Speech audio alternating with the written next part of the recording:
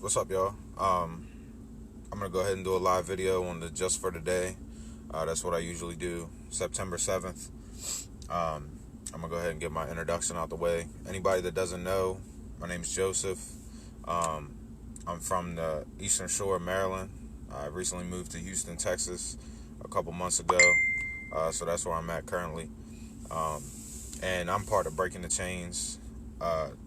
Me and my sister-in-law, we started this about 2 years ago, and it was my mom's vision. It was something she wanted to create. It was something she designed, something she came up with, and she passed away uh, from side effects of long-term use. She was clean when she died, but um, it just too much. Your body can only take so much.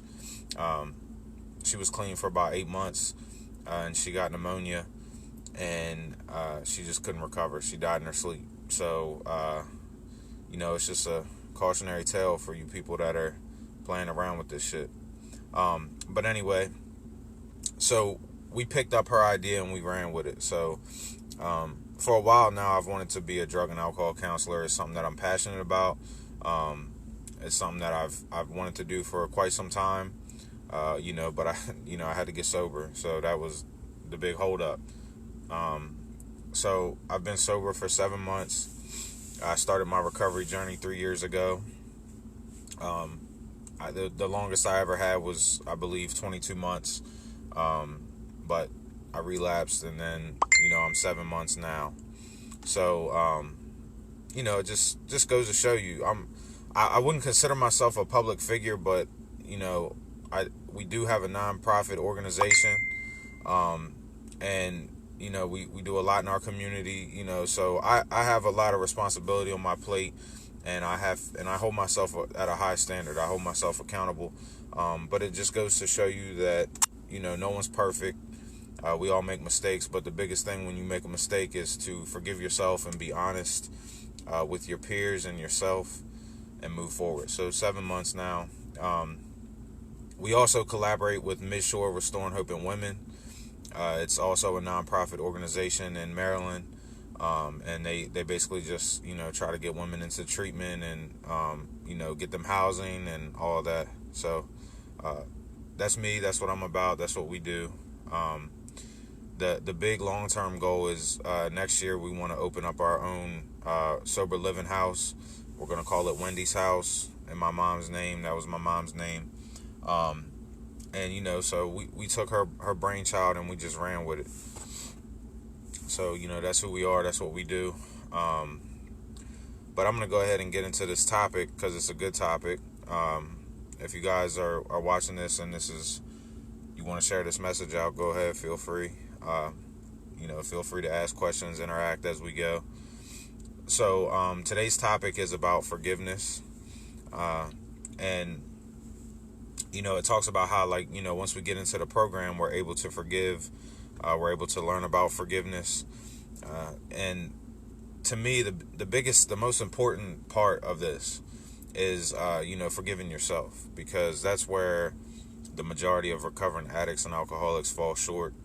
I didn't state earlier, but, I'm an alcoholic. That's my thing. My thing was always alcohol. So, that's me. But it's irrelevant. But anyway, so a lot of times, I know from my mom's story, a big thing that she struggled with through her years of drug use was she could never let shit go. She could never forgive herself and move on. And that held her back for a long time. A little bit of her backstory. She first started using drugs when she was young, teenager, preteen, whatever. And then she got pregnant with me and turned her life around. She was a good mom. She was a hard worker. We grew up in, lower class, middle working class, and, we had some hard times, but we had a lot of good times. And she made a lot of shit happen from nothing. We always went on vacations. We always, had food in the cupboards. We always had big Christmases. So even though, it was a struggle growing up, she always made sure that we got to experience things in life, even if she had to sacrifice and, work long hours or whatever she had to do. She made sure that we got to experience good things in life. And I admire her for it. I respect her for it. You know, I never really had a bad, my relationship with my mom was so good that even when she went back out there, so a little, to keep going with the story, she hurt her back at work. She was a housekeeper at a hotel, and she was also the manager at the hotel, and she hurt her back, and she ended up having, slip disc, ruptured discs, and then as she went on in life, she developed degenerative disc disease. My grandfather had it as well. I don't know if it's her. I have no idea if it's her back problems are hereditary or not. But she hurt her back. So she actually did something to hurt her back. I believe she was lifting a dresser or something, and she just messed her back up, and it just spiraled from there. So she ended up having to get surgery. So of course, they prescribe her drugs. And because the pain's so severe, it's not like she felt like she had any other choice. And I just watched her, go downhill from that point. I watched her abuse her medication. And it's hard to do, you know what I'm saying? I've talked about it in my videos before. You're taking pain medicine for your back, and one day you take too much because the pain might be severe that day or something, and you get high, and then now you're not necessarily escaping the pain, you're also chasing the high too. And it just got out of control. And she maintained that, trying to juggle her pill addiction for, years. I watched her nod out on the couch. I watched her, catch blankets on fire in the living room because she fell asleep with a cigarette. I watched her, have me and her having a conversation, and then she just starts mumbling. So it's like I watched the spiral, but as a child, I didn't really understand. Not that I was a baby, but I was, I just didn't understand. I felt bad for her. I had sympathy for her. Because of her back. So I didn't really see it as a problem. I just saw it like, she has a bad back, and, she can't help it. So that's kind of how it goes for a lot of people. I know a lot of people who are heroin addicts that started out on pills because they had an injury or something like that. And for somebody like her who had a childhood history of drug use, it's even harder for people like that, because what are you supposed to do? So then when I was in high school, it was, I believe it was, my 10th grade year. Really, my freshman year was when shit really started to get out of control. And then, by the time I was in 10th and 11th grade, it was a wrap. It was chaos. She went back out to street drugs. She started smoking crack again. She started, using heroin. And then she just gave up. She quit. She threw in the towel. I went off to college.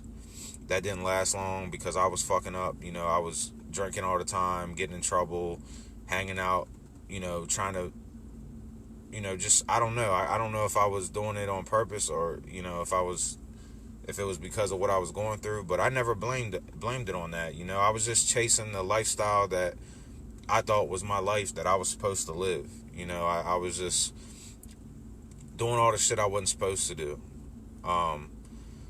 So I went to college. Like I said, that didn't last long. I dropped out. I quit. And I had good grades. I didn't quit because I was failing class. I just quit. I just left. I didn't feel like doing it anymore. I didn't care. It wasn't important, right? When you're immature, the shit that's supposed to be important isn't important. And she, she was getting arrested all the time. She was doing a lot of things. She was under investigation. She had her trailer raided. And she wasn't just a user, you know what I mean? She was also into a lot of other shit. And it just kept getting worse and worse for her. And to see a mom that I had so much respect for, that so many people respected in our community, that was a hard worker, a hustler, a go-getter. And then to come home from school, from college, and see her walking around, lost about 50, 60, 70 pounds overnight, it seemed like. And, walking around the streets barefooted with one of my t-shirts on. And when I was in high school, I was a big boy. I was fat. I was like 300 pounds. And, so and plus the style when I was in school was, 6X t-shirts. And, she's walking around in one of my t-shirts with no shoes on, asking me for money to do laundry. And it's just like, I don't know, man. This shit just kind of fucks you up. When you see somebody like that, number one, you care about unconditionally, and somebody that, was your protector and your supporter, and, just to watch them turn into a stranger. It's a really hard pill to swallow, She started talking to me like I talked to my homeboys. Like, it was a lot. And so then she moved to Salisbury and ended up being homeless. She was breaking into people, like, vacant apartments and squatting, and she was homeless. She had nowhere to live. And she lived out Salisbury for quite some time, like, I don't know, maybe another 8 years or so. And then, she kind of got her life straightened out a little bit. But with her, it was always the back and forth, because once she would get clean, she would have to face all that shit, and she couldn't handle it. She felt like she let us down. She felt like she didn't do what she was supposed to do for us. She felt like she let herself down, and she just couldn't deal with the guilt, and she could never cope with forgiving herself. She could never just forgive herself and let it go, no matter how many times I told her, I don't care about the past. Like, I just want you to get clean. If you get clean, we can just move on. I won't even bring it up. We can laugh about this shit 5-10 years from now. Just, I don't care. I used to always tell her, I just want my mom back. I don't care about none of that extra shit. I'm not holding any resentment on you. It's just, we got to have an understanding. People, and it ties into the topic directly, because if you are a forgiving person, you have to first be an understanding person. You have to have the ability to put your feet in somebody else's shoes. And so many people struggle with doing that. A lot of us are just selfish, and we only know our life and the way we live our life, and that's all we can wrap our head around. And you see it all over the internet. You see people arguing over right and left. You see people arguing over black and white. You see people arguing over politics and stupid shit that, like, just have some understanding. You don't have to agree with everything everybody thinks, says, or does to be able to understand, like, I wonder why they think that way. And when you can develop that understanding, you can forgive them for what you perceive as foul behavior, or you can just, hey, I agree to disagree. You're not my type of person, and I just will avoid you. A lot of us struggle with that. It's just, to me, it's simple. It's easy to do. But for a lot of people, they struggle with it. But the reason why I shared a piece of my mom's story was because what held her down for so long was she did not have the ability to forgive herself. So to me, that's the biggest thing for addicts and alcoholics. We have to let the past go. Yeah, I mean, we hurt a lot of people. We made a lot of bad choices. We derailed our lives and our future and our potential, but we have to just forgive, because if you don't forgive, you can never move on, and you can never get into your untapped potential that's still there. You still have potential. There's still so much you can do in this world, but if you don't forgive yourself and move forward, it'll never happen. I'll get my partner Jewel to drop the link. I think we're designing 2 new ones as well, or she is. But this is the original one. It's black with white letters, breaking the chains, and the chains are being like shattered in the middle. And then on the back, it's in love and memory of my mom. I believe she said we were going to scrap this shirt and design some new ones, because we've been running this shirt for, I think, close to since March, I think. I'm not sure. It's been a while. We've been running this shirt for a while. But I'll get her to drop the link for you, and you can talk to her, and she'll set you up with a shirt of some kind. I know on this one you had the option to change the name. So on the back of the shirt, you can't see it obviously because I'm sitting down. But on the back of the shirt it says "In love and memory of my mom, Wendy Hewitt." So that's the shirt. But we gave the option for a little bit of extra money. If you wanted to change the back of it, you could. If you lost somebody in this recovery journey, then you can put their name on there. So I'll get her to reach out to you, or put the link down here for you.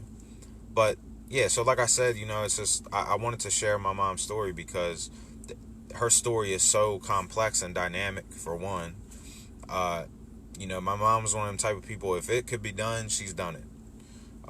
As far as crime, drugs, homeless, on top. She's been through it all. And when you live a long life of juggling back and forth between addiction and use and recovery, that's how it goes. Yeah, it's sad, and I still haven't coped with it. She died. It was unexpected, because you don't expect to get the call when somebody's clean. You always expect to get the call when they're in active addiction. And I'm just, I woke up one morning. I just talked to her on the phone a couple days ago. She was sick, and she had like I don't know if it was from pill use or what, but she had like real bad problems with ulcers. She also had Hep C from drug use, which it destroys your liver. So for anybody that's out there, now's the time, folks. But I just didn't think it was that serious. I didn't think anything she was going through was that serious. She had a same-day surgery, which was to remove the ulcers. It was an in and out, and she died like 2 days after the procedure. So I'm waking up, getting ready for work, and I hear my wife, screaming in the living room. So I walk out to see what's going on, and she tells me that my mom died. So it was a shock, and I'm not over it. It's like something that you never get over. Losing a child, losing their mom is something they never get over, especially when your mother's only 49 years old. She ain't even, she's just hitting midlife, to what we expect as midlife. I had a great grandmother who lived till she was 90, so it's like you don't expect to lose your parent at such a young age. But I cope with it by just saying that, she passed away clean, and that's we all got to love and heal and rebuild our relationship. She got to start a relationship with my daughter, even though she was young, my first daughter. And it's so I try to show gratitude. I try to be grateful that I didn't get the call that she overdosed, that I got to get the call when she was clean and she was happy. So my mom died happy, and that's good enough for me. So I just try to live like that. I try to look at it like that. But I want all my people out there that are in recovery. You got to try to let your past go. Not just the trauma that you caused, but the trauma that was brought onto you by, the previous generation. A lot of us go through a lot of shit, my dad was also an alcoholic, so I went through that as well at this, right before,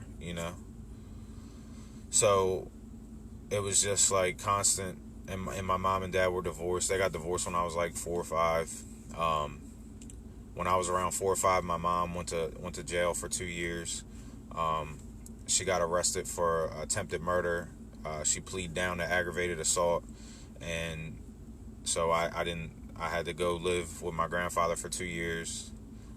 So my life was kind of a roller coaster ride, but I did have a lot of good memories. I'll never be able to say my life was boring, and I'm appreciative of everybody in my life. A big thing that we got to do with ourselves, and I did this at an early age, we got to have this conversation with ourselves in the mirror that we have the most say in how we live our life. We have to take accountability for ourselves and our outcome. If you can develop the habit of giving yourself a crutch or an excuse, you won't go far. I'm a football guy, and there's this saying that one of the analysts says. He says you can't be a victim and a champion at the same time. And it just, ever since I heard that, it's just like, it's so true. You can't play the victim and be a champion at the same time. It doesn't correlate. It doesn't go together. So if you want to be a champion, you got to develop, champion mentality. You have to take accountability for yourself, your outcome, your choices, your decisions, and you have to let go of your past, and you have to heal from it. And if you struggle healing from it, then you got to find people that can help you. You got to find outlets that can help you. And you have to, like I said, do some understanding. Our parents, my parents, I can't speak for y'all, but my parents went through all that shit with their parents. My mom's dad he struggled with drug use and all that kind of shit when she was growing up. My mom's mom, she was an alcoholic really bad for a long time. My dad's dad was an alcoholic, so he grew up like that. So it's just like, I'm like, I don't expect anything extra out of them. I expect them to go through that, to do it too, because I did it too. You know what I mean? So it's just, you have to, that's why I said, like, in order to forgive, you have to develop the understanding. You have to be able to rationalize, why are things this way? Why did this happen? What happened to that person that traumatized me or hurt me? And it helps you heal and move on. And that's why we decided to call our organization Breaking the Chains, because my belief is that breaking the chains starts with us. We always have this narrative that it's put on the future. It's up to the future. It's up to the future generation to break the chains. Well, how are they supposed to do that if we're setting a bad example? How are they supposed to do that if we're still living toxic lifestyles that we're raising these children in? Why would you expect so much of them? You know what I mean? It's unfair to expect children who grew up in abusive households or addicted households to do something different. Why would they? That's all they see. And even though they might resent you or hate you for it, they're likely to do the same. They're likely to repeat that behavior because you're their example. You're their role model. So that's why, we wanted to call it this, because we want to break the chains. We want to break free from this life, and we want to break free for our community as well. If we can heal the addicts of today and downsize the future addicts, our community can grow stronger. We can have better influences in our community. Because growing up, most of the people that I grew up around, what did they do for fun? They got fucked up. That's all anybody ever did. We're getting drunk, high, whatever. That's all everybody did for fun. How I grew up. So, we need to change that. We need to make a change, and it has to start with us. It has to start with the parents right now, not when your kids become parents. So it's just something for you guys to think about. Don't be so hard on yourself. Forgive yourself. We can't change yesterday. We can let go of yesterday and have a better today, and thus have a better tomorrow. So just you got to do it. I know it's easier said than done, but you got to do it. You got to let go of the shit you did. You got to let go of the shit people did to you, and just try to be better today. Surround yourself with better people, and better influences, and healthy, like-minded individuals that are trying to recover, that are trying to have better lives, that want more out of life, and it'll rub off on you, because the same way we picked up that bad behavior that we have is the same way we can pick up better behavior. Your influences are key. So just make sure you're being influenced by like-minded individuals, good people. Monica, yes, a lot of people start out that way. Most of my peers in high school that I know that ended up having drug addictions, that I'm still discovering today. I'm still discovering new people from my community that were drug addicts or had a drug problem, and I didn't even know because I didn't really know them. I just knew of them, and it's surfacing more and more and more. But what I love about the surface is not like, oh damn, I didn't know you was hooked on drugs. Like I'm judging them. What I like about it is that because we're taking away some of the shame now, and it makes me feel good to see people stepping up and taking ownership and taking accountability and trying to heal, because if you hide in the closet, if you hide your drug addiction and your alcoholism, you'll never heal, so it makes me happy. It makes me proud of my community to see new people coming forward, trying to get clean, especially those that have kids. It says a lot about them, and it makes me proud of them.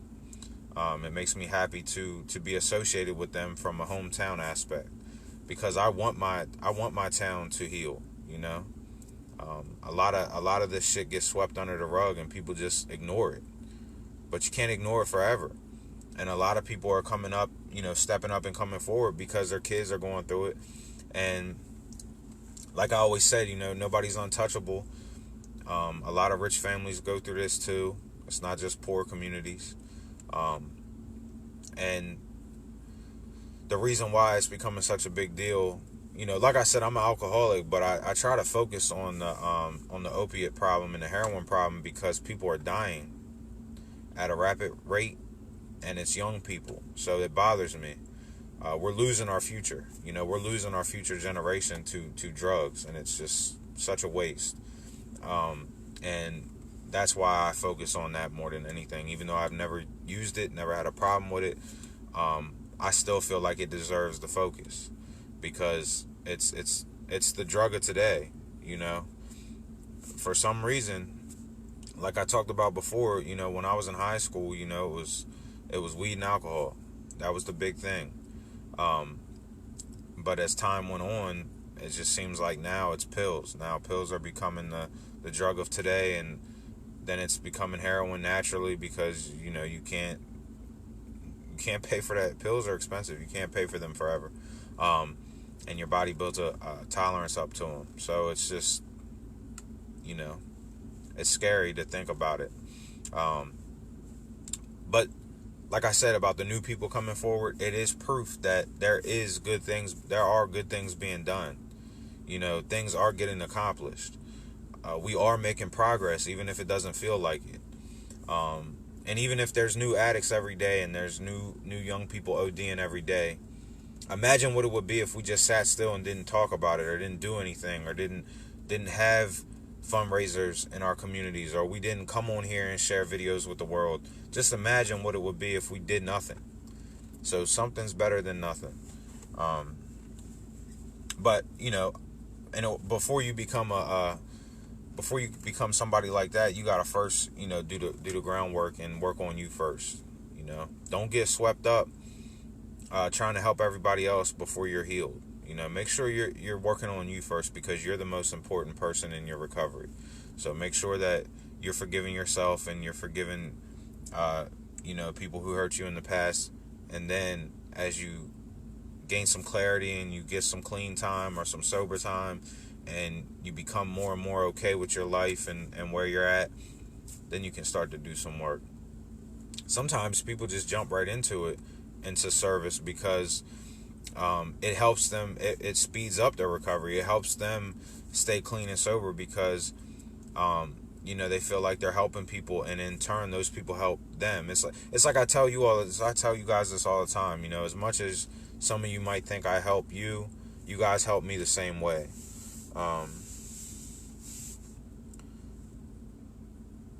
You think the doctors hand us addiction? Yeah, I've gotten into that before. I'm not going to spiral into it because I'll be on here for a whole nother hour talking about it, but I agree with you 100%. But like I said, that accountability is so deep, you know what I mean? It's so hardcore and cut and dry.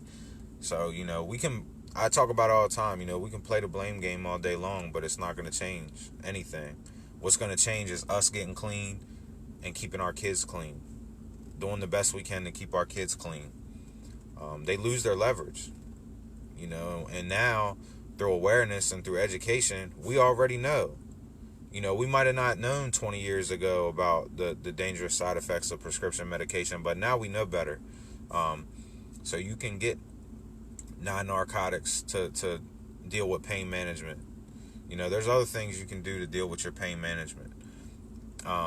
You can go to workout therapy and pool therapy, and there's a lot you can do if you're really serious.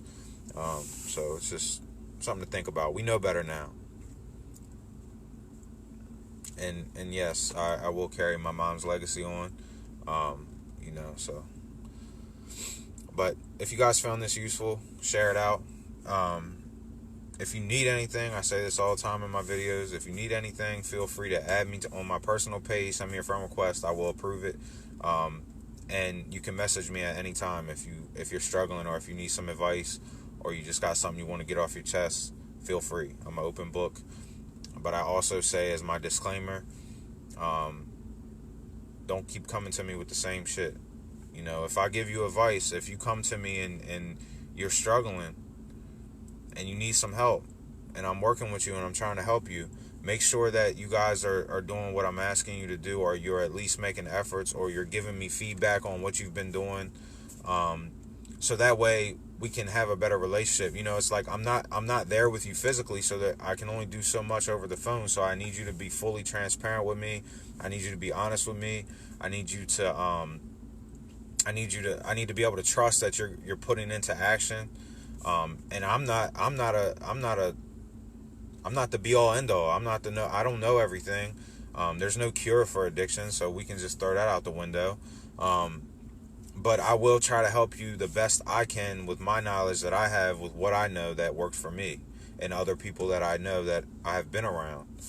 And that's the best I can do for you. I will try my best to help you if I can. And it's like, as far as like getting housing and getting you placed somewhere, there's only so much I can do if you're not local to me, or if you're not in my area.